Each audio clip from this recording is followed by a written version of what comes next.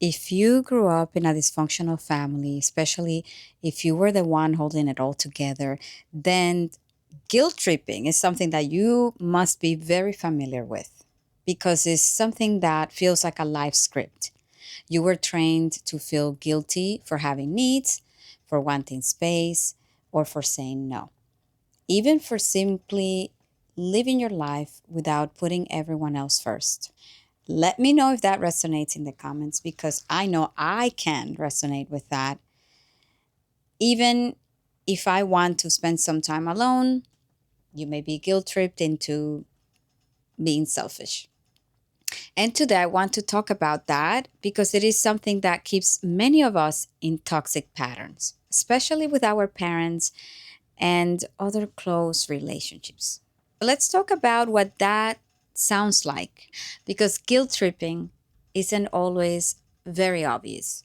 It is often something that sounds like, wow, after everything I've done for you, that's how you treat me? Oh, wow, you cannot do that simple thing for me? It often sounds transactional. Another common one is, I guess you're too busy for your family now. And oh boy, this one, I just thought you cared more about me. All of a sudden, you saying no and prioritizing your own needs means that you're character assassinated and that you're a selfish person versus just you setting boundaries for a little bit. Sometimes it's said in a sad tone, or sometimes it is passive aggressive, it is silent, but always it is meant to make you feel bad for setting boundaries or choosing yourself. I am a huge advocate for being of service to others. However, that doesn't mean that you will do that to your detriment. And when you have been conditioned since childhood to feel responsible for other people's emotions, then guilt tripping hurts a lot and it confuses you. It makes you second guess your instincts and to abandon yourself. You shift gears and you forget about your original plans, your goals, and then you resent that. Then you build resentment towards your family, towards your loved ones because they guilt trip you. You fit into that and you end up neglecting yourself. I want to give you a life example of someone that I would like to call Melissa. Of course, not the real name. Let's say that Melissa was the youngest of three, but also the peacemaker in the family. And she was the emotional sponge in her household. Every time her mom got overwhelmed, Melissa stepped in, canceling her own plans, emotionally babysitting her siblings, nieces and nephews, and even covering for bills. And that is a great sense of responsibility, but with measure, everything with balance. We can teach our children to be responsible, but not at their expense of their growth. Now, as an adult, Melissa, whenever she tries to take a step back and set boundaries, her mom says things like, "You're just like your father, always walking away." Or, "You used to care about this family. Now, all of a sudden, you have forgotten about us because you have a new family with your boyfriend." Or, "Wow, I guess I have no one now." Does this sound familiar to you? Melissa finds herself back in that place of guilt. She postpones her trips. She doesn't bring up her successes. She feels responsible for her mom, and she even feels guilty for having fun because her family is stuck in the same cycle. Guilt trip erodes relationships. It affects them, whether it's from a parent, a partner, or a friend. It creates a dynamic of control and not connection. Because let's face it, are you inspired when somebody is guilt tripping you or making it sound transactional when they ask for something? No, you're not inspired. You build resentment. That's not genuine connection. You end up resenting the person for manipulating you while feeling ashamed for having that resentment. Because then you feel like the bad guy, that maybe you should be doing that for your family or your loved ones. You overextend yourself, you people please, and you abandon yourself just to keep the peace. And the tragedy is that you are giving up your peace in the process.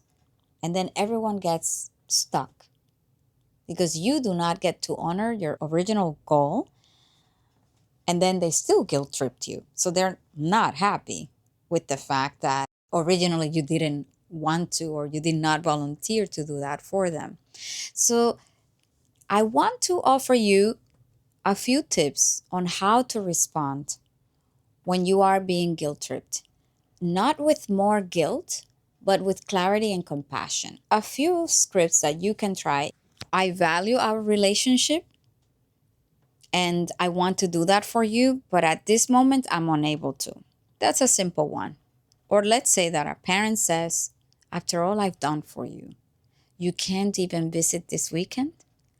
Then how can you respond? Then you can say, I love you and I know family matters to both of us, but I also need time to recharge, to do my own things. And I'm not rejecting you, but I'm choosing to have balance so that when I get to visit you, I am not on my phone or I am not worried that I haven't done something else. I want to be fully present for you.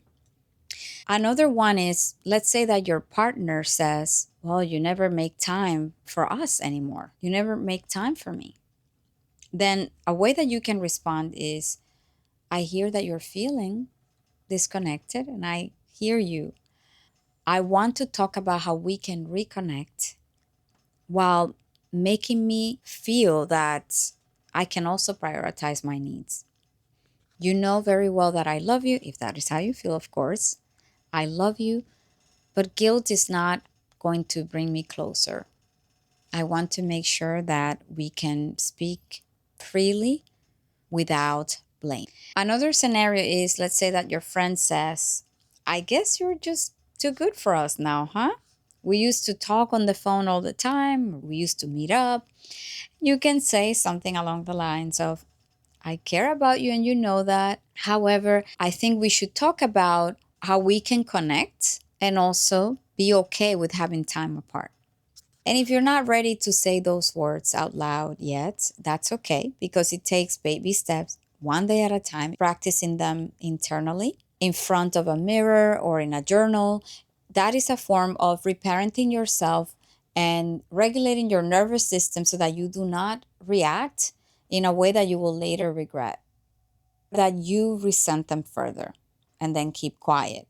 You can say even a mantra, I am allowed to protect my peace. I can love on my family while setting boundaries, etc. You get the point, whatever works for you. The reason why this is so important is because when you were raised on guilt, that can become your compass. That's how reality should be. I want to gently remind you, just because someone feels disappointed, it doesn't mean that you did something wrong. You cannot please everyone at every moment. So guilt is not always a signal of wrongdoing. Sometimes it is a sign that you are doing something different and that feels uncomfortable, especially because when you stop people pleasing, people are not pleased. Keep that in mind because this will be an ongoing process. It will take one day at a time and one interaction at a time.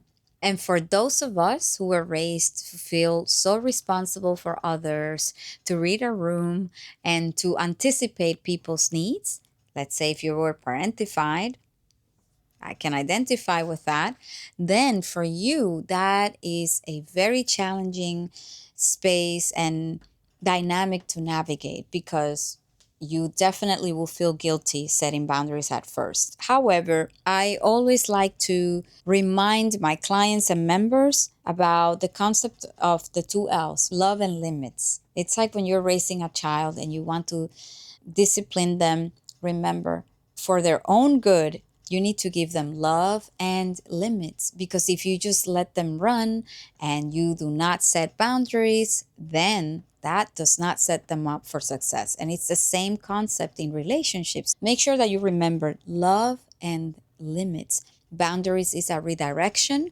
to deepen the relationship further, not create conflict. That will take some time. And if you want further support around setting boundaries, scripts, and actionable tools so that you can live unapologetically and be part of a community that genuinely gets it, then I would invite you to join our Self Worth Hub membership before the doors close this month. After that, you will be placed on a wait list. So I would love to see you inside. And don't forget to subscribe for more insights and weekly tips. I will see you in the next video, and please remember you're resilient.